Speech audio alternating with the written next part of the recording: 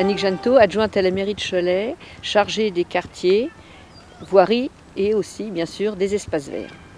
Donc ce parc a été créé a commencé à être créé en 1978. Il a fallu 4 ans pour le mettre en place.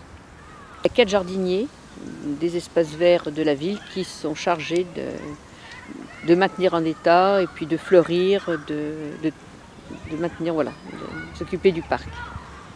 Donc en fait, le parc au départ, c'était prévu d'en faire un point d'eau. Et donc on avait fait des ouvrages autour de la Moine, la rivière qui traverse tout le parc.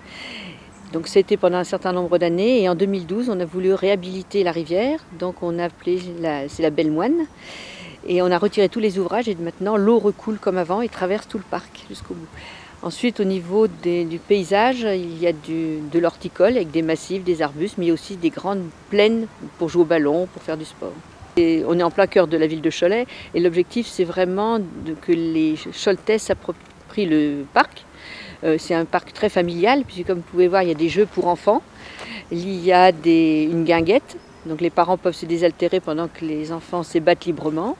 Il y a un peu plus loin un pollinier qui permet pour analyser l'air.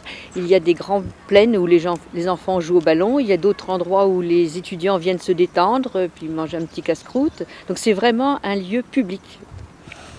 L'atout, c'est qu'on est en plein cœur de ville, que c'est ouvert et que c'est très calme. Comme on entend les oiseaux, c'est complètement ouvert. On n'a pas l'impression d'être en ville. On n'est pas l'impression d'être en ville.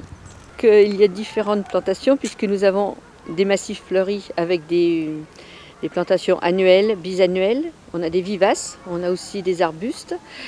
Il y a aussi, on conserve bien sûr la biodiversité puisque tout au long de la Moine, on laisse aussi la nature évoluer et c'est ainsi qu'on a des orties et puis on voit des larves de coccinelles. Et c'est vraiment un mélange de l'ensemble de ce que peut nous apporter la nature. Comme vous le savez, la loi tend à les interdire d'ici un an ou deux d'ailleurs. Donc nous avons anticipé tout cet abandon des produits phytosanitaires et on tend à zéro. Il y a une exception dans ce parc qui est la roseraie puisque nous sommes aujourd'hui obligés, pour la maintenir en l'état, d'utiliser du soufre et un petit peu de bouillie bordelaise.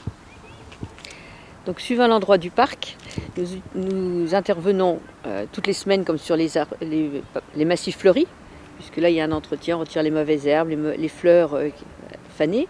Par contre, le long de la Moine, on laisse plus la nature et la biodiversité faire son travail, on va dire. Donc au niveau de Cholet, nous avons des serres municipales, horticoles municipales, où l'on produit toutes nos plantes annuelles et bisannuelles. Par contre, bien sûr, les arbres, nous achetons quelques arbres. L'ensemble des parcs de la ville de Cholet sont ouverts au public, donc malheureusement la nuit, le samedi, on a quelques tags sur certains bâtiments et puis un petit peu de dégradation, de produits jetés, des bouteilles jetées dans la Moine. Non, venez visiter le parc du Moine qui est un grand parc puisqu'il s'étend sur 7 hectares 2. C'est un parc très familial, en cœur de ville, très vert et très agréable, donc venez tous le visiter.